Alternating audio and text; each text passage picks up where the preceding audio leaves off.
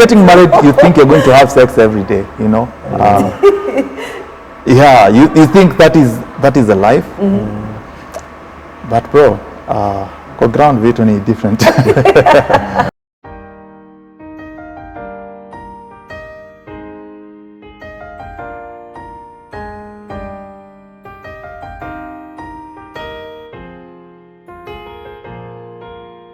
Age is just a number. After that, you have chances.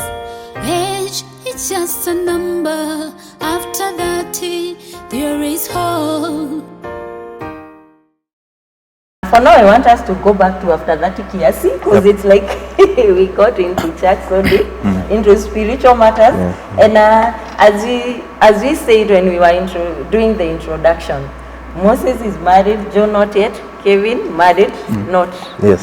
So I believe for those who are, most of the viewers of this show, they are those who are married, and a big number is the ones who are not married. They are mixed up. So, but I try to believe that there is a lot we can learn, like from Moses. The last time he was here, he was not a parent. I believe life is different from the way it was then. There is a lot we can learn from Kevin, what happened and all that. At this moment, I think as you will be more of listening and learning from both of you. Because for both of you, you have gone through that part of preparation of wedding, engaging and all that, and heading to the other side. So I believe there is a lot we can learn, and even the people that are watching can learn from you guys. Like Moses, we start with you, or we start with Kevin. What are the expectations you had before you got married? You know, like for us, maybe hapa najua tunajijaza. Nikiolewa ama nikioa, this is what I'll do, this is how I'll be living, this is there are those expectations that we have, and maybe when you get there, that's when you realize this is not real. Now the real has to come in a kuhitpa. These were just expectations. Wow. Okay. First of all, there are many expectations that don't materialize, and there are some that materialize even beyond your expectations. I thank God because I'm happily married, and I thank God for that because I really prayed for that. I really prayed for that. You know, even during my dating, I was like, God, you know what? I want to get married and I want to stay there. And talking about expectations, of course, you see, when you're getting married, you may listen to pastors and even read the Bible and watch videos and books, but really nothing will teach you more than being there, more than being married. You know, hata ukisoma kitabu gani, because books are very general. They're talking about a general, you know, they are, how do I put this? They are just trying to, they are thinking of, you know, a woman, they're making up a woman, a dummy of a woman. But you see, women are very different. And so, I would say, of course, I had expectations, and there are so many expectations that I've been met, and there are other expectations that really, so, and you'd be surprised. Of course, the obvious one, most men know is, I know this, I don't know if I should talk this before children who are not married. First of all, when you're getting married, you think you're going to have sex every day, you know. Yeah, you think that is the life. But bro, kwa ground vitu ni different.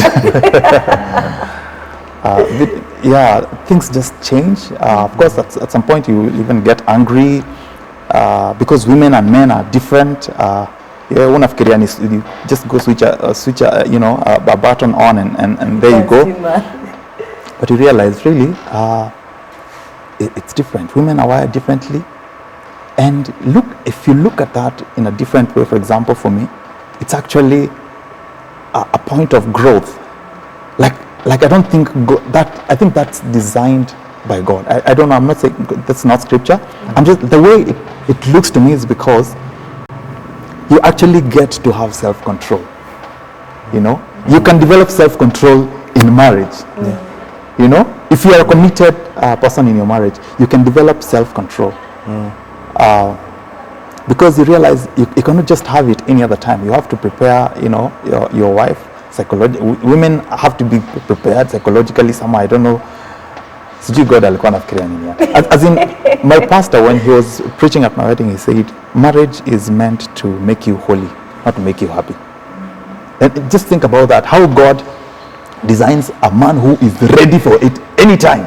Wakimaliza hapa aende kwa shop kuendea maziwa, akikuja tena, hey bro, niko ready, twende.